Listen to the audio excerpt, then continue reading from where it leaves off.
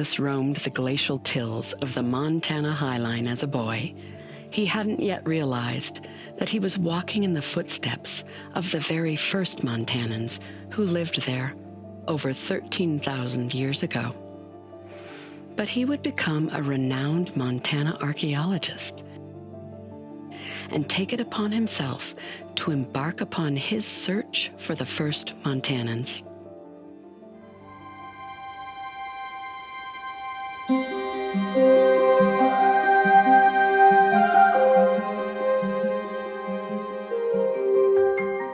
This is a story of archaeology in Montana, and one man's quest to find evidence of the first people to live and prosper there.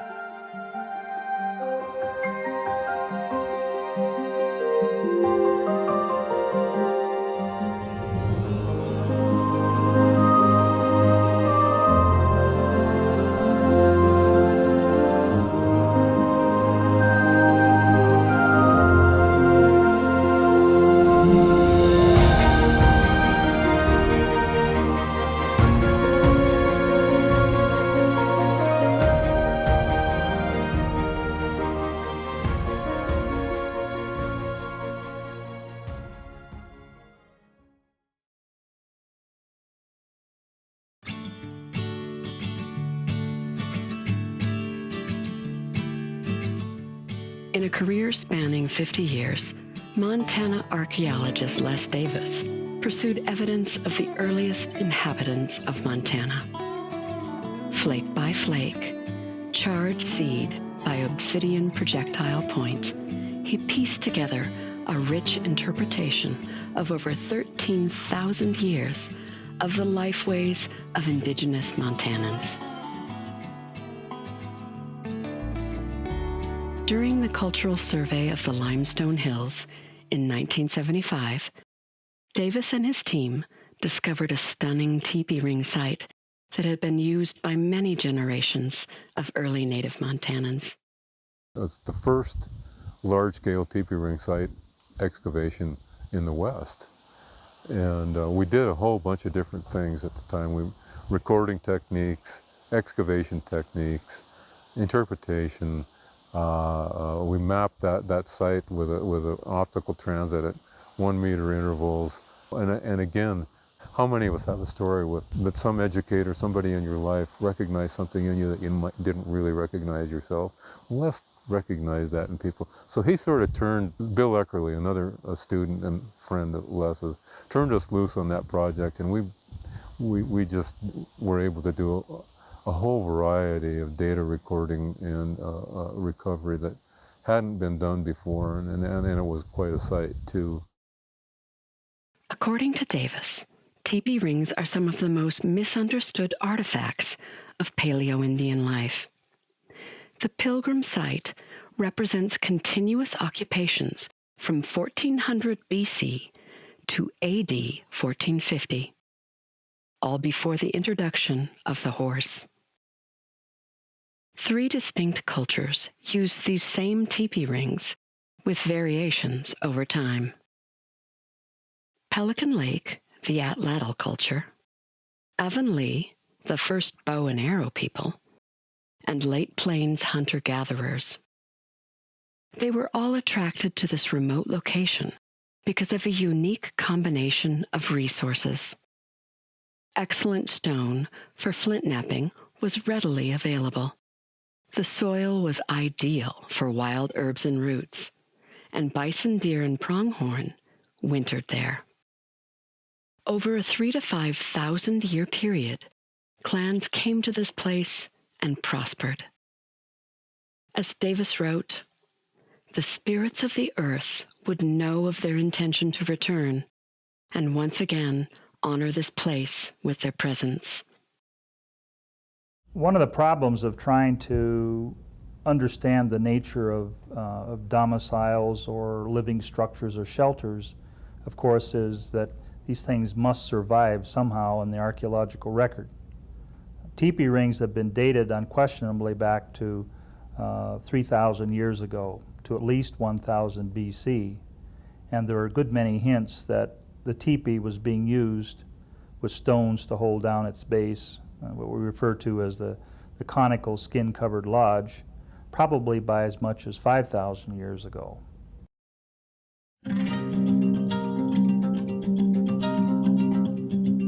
One of the time-tested technologies of prehistoric Native Americans was communal bison hunting. 4 decades of investigations by Davis demonstrated the ingenuity and cunning of indigenous Montanans. His lifetime of research into buffalo jumps culminated in the book Pishkin, edited with colleague John Fisher. The title is taken from a Bacani Blackfeet word, translated as deep blood kettle. One can only imagine the scene at the base of a buffalo jump, where many dead or wounded bison were being butchered and processed.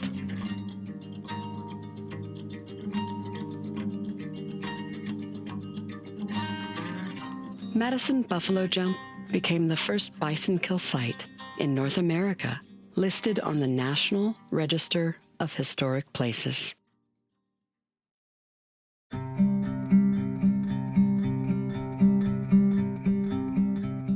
In 1993, Blacktail Ranch was already renowned for its beauty and the association with ancient human artifacts and oversized Pleistocene mammal skulls. The same year Davis first excavated Blacktail Cave, the World Atlatl Association held a summer competition at the ranch. Excitement about the ancients was palpable, and competitors imagined hunting and surviving with Ice Age technology. Great.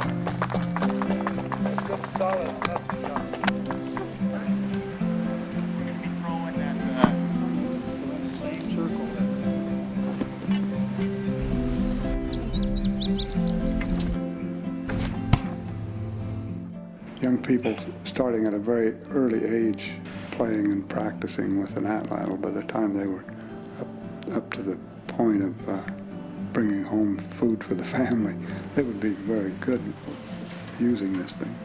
It would be second nature, with our kids, like a baseball or football or whatever.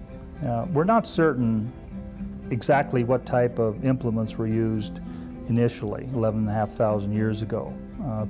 People could have been using handheld jabbing spears, hand-thrown lances, or the atlatl and dart.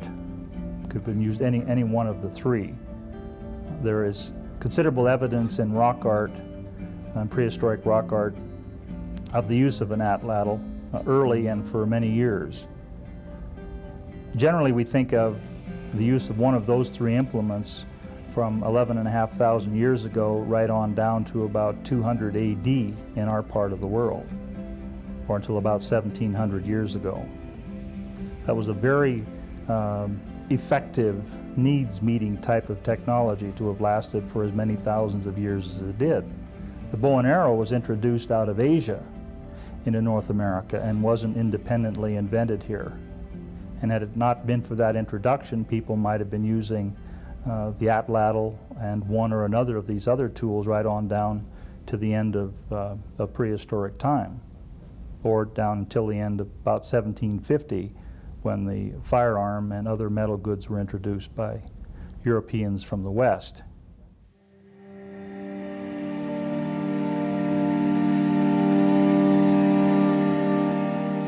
In 1990, Davis became curator of Paleoindian archaeology at the Museum of the Rockies in Bozeman. Soon after, he heard about a site that would revolutionize his thinking about Paleoindian Lifeways in Montana. Re-energized in his new position, and with new funding sources, Davis doubled down on his search for the first Montanans.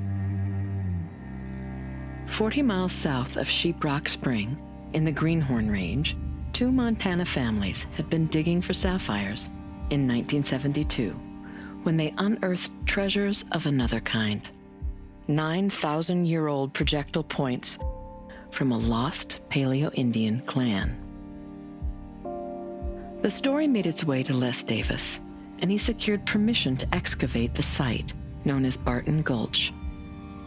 What he found there painted a vivid picture of Paleo-Indian life in Montana. This is one of the 16 paleo kitchens located at the Barton Gulch site. This is the real-life excavated feature concluded 2 years ago.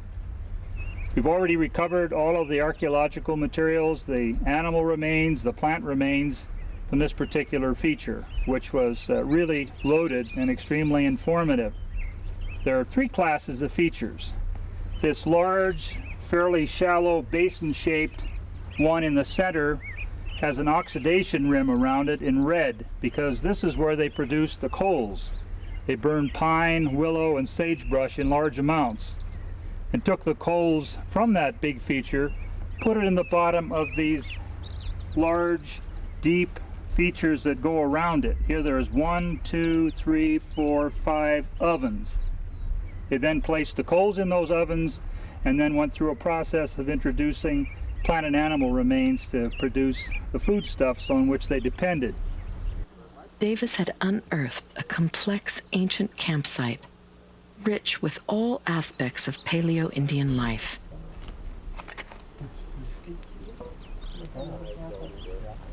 He enlisted his high-powered team of specialists to interpret the rich evidence at hand. Davis and his crew attempted to reproduce the paleo kitchens, and graduate student Steve Armstrong conducted paleo cooking experiments.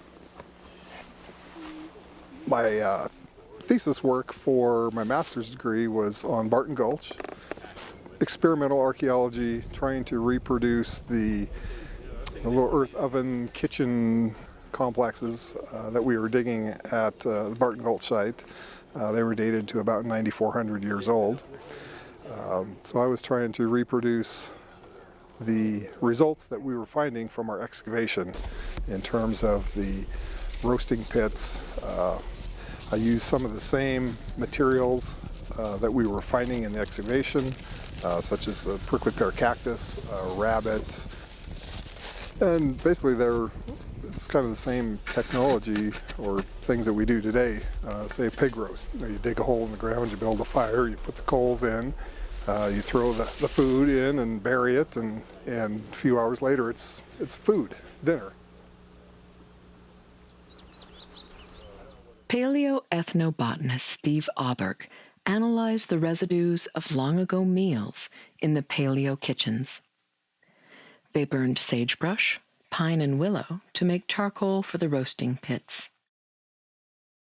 Auberg identified 31 species of plants, possibly being used by the Barton Gulch clan. Slim leaf goosefoot and prickly pear cactus seeds were the most abundant.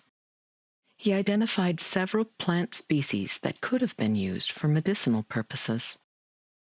Many of the goosefoot seeds found in the roasting pits were popped, suggesting a possible method of preparing the seeds for consumption. Many of the plants were simply eaten raw in their natural state. But they did prepare camas, bitterroot. But they ate berries and many kinds of plums and ripe fruits, simply ate them right off the bush. Didn't require any preparation whatsoever.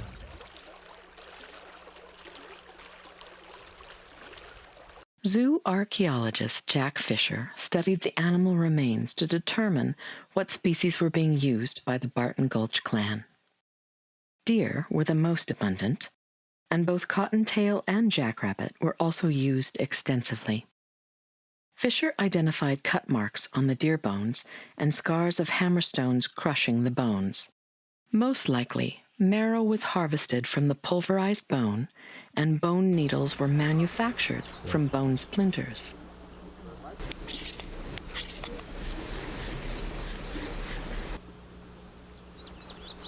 Lithics analyst Sally Thompson studied the stone artifacts with an eye toward domestic activities. The Barton Gulch site has such well-preserved family hearth area activities and the work at the camp. And I was drawn back into that work because my dissertation not long before that was focused on what's invisible, in the archaeological record. It's harder to find and harder to excavate and make sense of. Really, it's kind of more subtle activities, and the preservation of the features there was exquisite, and Les did a really great job of recognizing the uniqueness of the site. A mysterious incised stone artifact was excavated from the 10,600-year-old level. Some have suggested it may be a grinding tool for atlatl points. Others surmise it could be a cultural expression, like a game or a record of some activity. Certainly the power of human imagination was at work here, but we may never know the ultimate purpose. When I was in grad school in the 70s, really everything about the books about Paleo-Indians were all called Early Man in the New World and things like that. And I got so sick of doing the research because it was all about men and men's activities and macho hunters. So even the macho archaeologists were looking for the most macho site where the biggest animals were killed. In all cases, I think, and we're just beginning to learn this, that for people 9,500 years ago, they were doing a lot more than focusing on a high-protein food source. They were using a wide variety of plants that were available seasonally to augment it, and using a large number of small mammals, using marmot and prairie dog, ground squirrel, cottontail, jackrabbit, mink. A lot of lesser species were thrown into the pot. So like we all might prefer to have a T-bone, there's that day when the inevitable hamburger looks very good in the absence of the energy to go out and hunt a bison.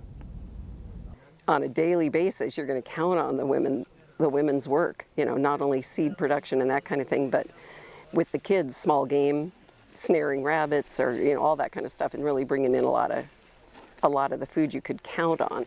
Then the men were out there hoping they were going to get something big that would last so you could dry for the winter, but they didn't always, right? People were organized on the basis of the principle of kinship. Mother and father, their children, the parent of one or another of the parents of the children, perhaps brothers and sisters, cousins, living together as a cooperative group, engaging in communal hunting ventures, communal processing of food.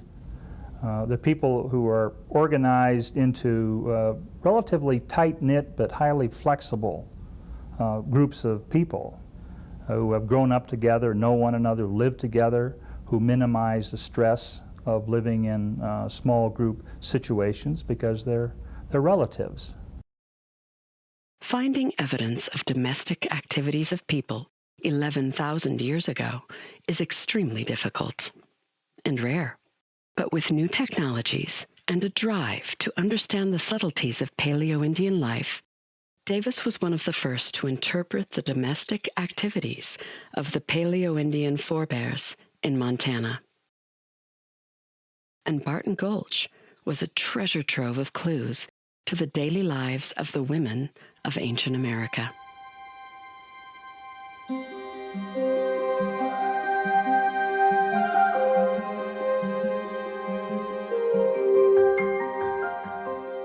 For thousands of years, Native families trekked to this verdant valley in the Ruby River drainage of southwestern Montana. Clear water ran cold from the melting snowfields. Mule deer found abundant grass to graze in the lush meadows. The people hunted small to medium-sized game with the atlatl and dart. Women and kids dug prickly pear cactus and gathered slim-leaf goosefoot for the seeds. They picked chokecherries and rose hips to mix with venison to make pemmican. They scraped the flesh from deerskins with chert scrapers and cut tendons with obsidian knives. once the hides were tanned, the women used delicate bone needles to sew clothing for their growing families. Undoubtedly, members of the Barton Gulch clan were well clothed. Artisans would surely be chipping flint and obsidian, creating tools and weapons. There easily could have been women flint knappers and men who engaged in domestic chores. They gathered around communal kitchens to prepare food while they talked of their daily adventures and the future of their clan. This was a community of people much like ourselves. Individuals with different skills, desires, and beliefs, all living beneath the veil of the heavens. And therein, I think, lies the ingenuity that enabled 11,500 of years of the use of Montana by prehistoric peoples. They used it extensively, apparently used it well, and left only trace marks on its landscapes. And a good many of those trace marks are effectively invisible. And that's what we as archaeologists try to do, is to find those traces and to weave those traces through excavation into fabrics that help us get a grip on and develop a kind of appreciation about the past that isn't accessible or available through any other method. In his epic quest to find evidence of the first Montanans, Les Davis humanized Paleo-Indian culture in Montana, and he inspired a new generation of researchers to continue the quest. The end of the Younger Dryas, 11,600 years ago, marked the beginning of the Holocene epoch. The career of Les Davis came to an end just as the Holocene was transitioning to a new proposed geologic epoch, the Anthropocene, or the age of humankind. Davis had studied over 13,000 years of successful indigenous human occupation in Montana. Now, entering this daunting new age where humans have overwhelming influence over the fate of our own species and all others, Davis said it well. Excavating the dirt of archaeology is easy. It is removing the dust of ignorance that is the challenge.